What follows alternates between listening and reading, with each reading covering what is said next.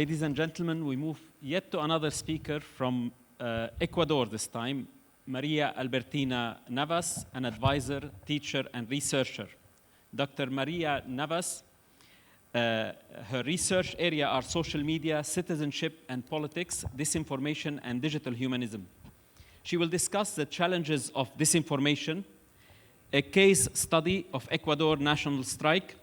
In this talk, Albertina Navas will summarize the 18 days of chaos that she experienced firsthand when her country, Ecuador, was completely paralyzed by a national protest led by indigenous communities. The floor is yours. Thank you. I will try to summarize in 8 minutes, 18 days of chaos I lived in my country, Ecuador, in Latin America. Let me give you some context. All the indigenous communities from all over the country decided to go to the capital city, Quito, in order to protest against the government because of some uncovered social needs. Unfortunately, some protests turned violent. So in a couple of days, we had more than 40,000 people on streets, and 150 people, more or less, were arrested because of the violence. And unfortunately, 18 days after, we had a balance of 9 fatalities. Most of the people who died in the arms of our students of the School of Medicine. I say our students because I serve as the Director of Strategic Communications for the Catholic University of Ecuador. And while this was happening on streets, also our campus was on a crossfire. What happened is that when the protesters were approaching their meeting point, they were blocked by the police, and a confrontation occurred right in front of the main entrance of our university. So the glass door exploded, and the campus was taken by both parts, by the protesters and by the police officers, as you can see. The protesters were looking for shelter. As you can see, there was a crossfire of gas nutshells. Actually, we collected more than 200 of them on campus. And we had some police officers that entered without authorization. Fortunately, we sent students and employees the day before to remote work and remote class.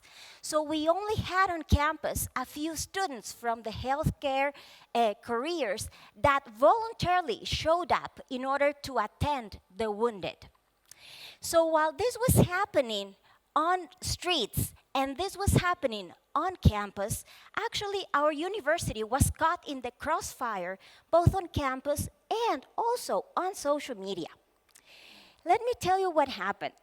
We posted the official statement of the university indicating that we agreed with the motivations of the protests, but that we disagreed with the violence involved.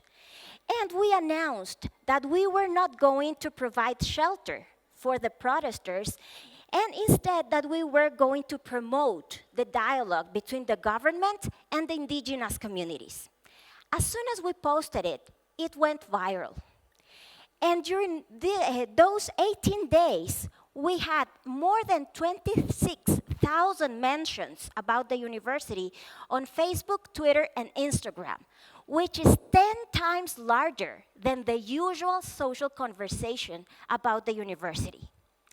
Unfortunately, 80 to 90% of the posts were negative. Most of them accusing us as promoting terrorism in Ecuador. Therefore, it was very difficult for us to know what to do. What would it be the best reaction, whether to respond, to ignore, or to remove any posts? So in that changing environment, with a high percentage of uncertainty, we were actually facing a disinformation scenario. There were some true facts framed in a false context. There were also false facts framed in a true context. And there were also some true facts told without any context.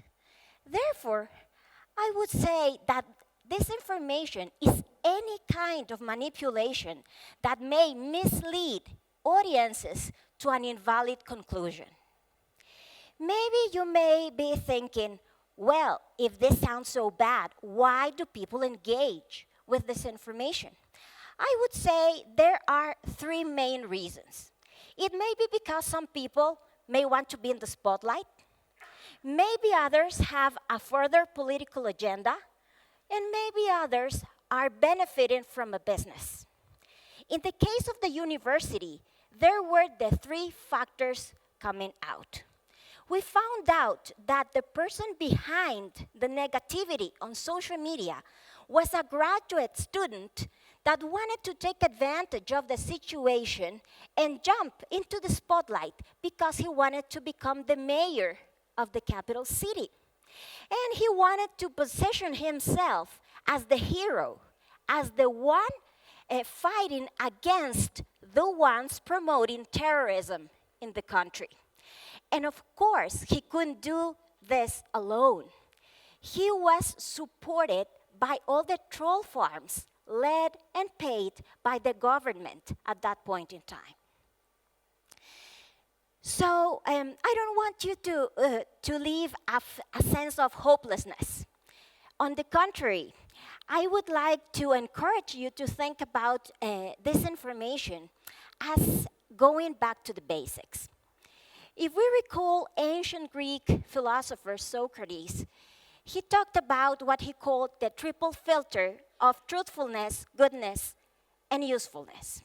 And I think that this is more relevant than ever.